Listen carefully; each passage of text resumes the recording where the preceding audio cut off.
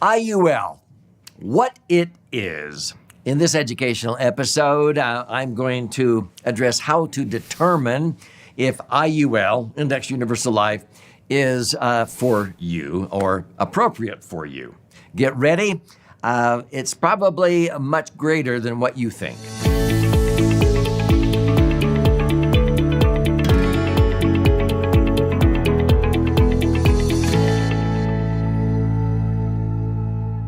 So I'm Doug Andrew. I've been a financial strategist and a retirement planning specialist now for nearly 5 decades, helping many thousands of people prepare for a comfortable retirement so they will not outlive their money.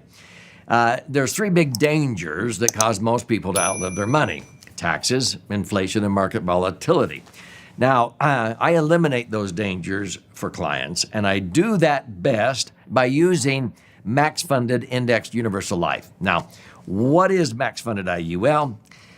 You can check out a lot of other educational videos on this channel, but you're taking the least amount of insurance that the IRS will let you get away with under 2 tax citations called TEFRA and DEFRA that were passed in 1982 and 1984. And then you're putting in the most money the IRS allows, as fast as they allow, under the TAMRA tax citation of 1988. So in a nutshell, you're able to accumulate your money tax-free under Section 72E of the Internal Revenue Code. And then you can access money even before the age of 59 and a half without triggering any income tax under Section 7702. And at the end of the day, when you die, anything left in there blossoms, increases in value, and transfers income tax-free under Section 101A of the Internal Revenue Code. Now, you have to structure these correctly and fund them properly so that you can earn rates of return like I have realized. Since 1997, I've averaged 11.17% gross and netted cash on cash 10.07, meaning I earn 11, I net 10.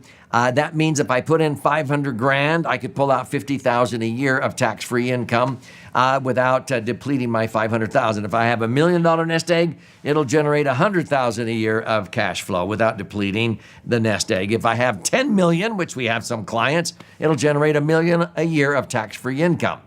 That's what I'm talking about, a 10% payout without depleting the principal, even in volatile markets, because indexed universal life, your money is not invested in the market. It's not invested in an index mutual fund like a lot of advisors think.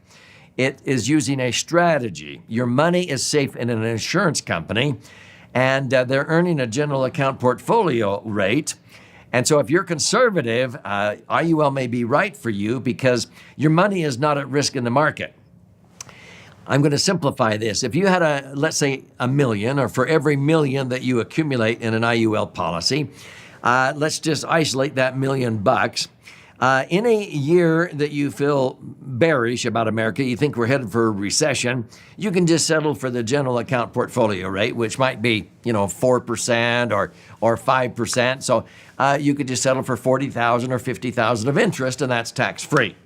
But in a year you feel bullish about America, you think that the economy is going to go up, you're not telling the insurance company to invest your $1 million of cash value in the market. That would be like variable life insurance.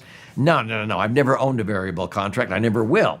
I don't want my money at risk.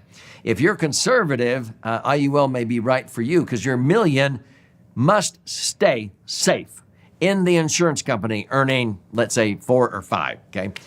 What you're doing is you're relinquishing the interest on your $1 million. You're saying you don't have to keep my 4% interest on my $1 million this year, so that at the end of the year I have now $1,040,000. I'm willing to give up the interest. And that will give you the wherewithal, the $40,000, the interest on my $1 million, to buy upside options in the index or indices that I choose. So I can choose 1, 2, 3, 5 indices, or I could choose just one index like the S&P 500.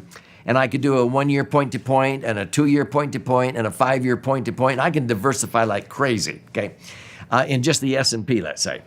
But see, what happens is if the S&P goes up, the insurance company is contractually obligated to pay me whatever the S&P increase is. If it goes up 8, they have to pay me 80,000 on my million. If it goes up 12, they have to pay me 120,000. If it goes up 16, they have to pay me 160,000, which I earned many, many times from 2000 to 2010. Twice I earned 16%. I capped out. Now, if caps are a little bit lower, the trade-off is if the market crashes, if it drops 20, 30, 40%, you will not lose one dime of the million that you have in your policy because that's not at risk in the market. You give up the interest on your million. Those options that they purchased will expire worthless, but you don't lose. Well, if you do that, most decades, there are 7 up years to every 3 down years on a 10-year period. Even the worst decade, 2000 to 2010, since the Great Depression, there were 5 up years versus 5 down years. You would have doubled your money. $1 million in IUL would have been worth $2 million because your average return would have been 7.23% during that 10-year period. That's just not even diversifying or rebalancing. Most of our clients rebalanced. They moved back over to the general account portfolio rate at 5% in 2003 and 2004 instead of earning 0, and they did that again in 2008. So they only earned 0 2 of the 10 years. The other years, 3 of them, they earned 5, and the other 5 years, they earned the indexed rate. 2 of those was 16. So they actually earned over 11% in that worst decade, netting 10. $1 million was earning an incredible rate of return, earning between 7.2 to over 10% net. Most people in America, they lost money. Still, it took until 2012 before their $1 million came back up to break even because they lost 40% twice during that decade. So if you want to understand if IUL is right for you, IUL is not for the financial jellyfish. If you sock away money in mutual funds, which are long-term investments, and you use it like a drive-up window at a bank, like a put-and-take account, IUL is not for you. IUL is a long-term strategy, meaning it's for financial goals 5 years or longer down the road. And if you are disciplined and you sock away, $500 a month or $1,000 a month, and you're very disciplined. Not that you can't stop if you had an emergency or a disability or you got sick or something, but if most of the time you're fairly disciplined and you don't walk through an RV boat show and the first boat you look at, you cancel your insurance and go buy the boat, which is a hole in the water you pour money into. You're buying a depreciating asset oftentimes.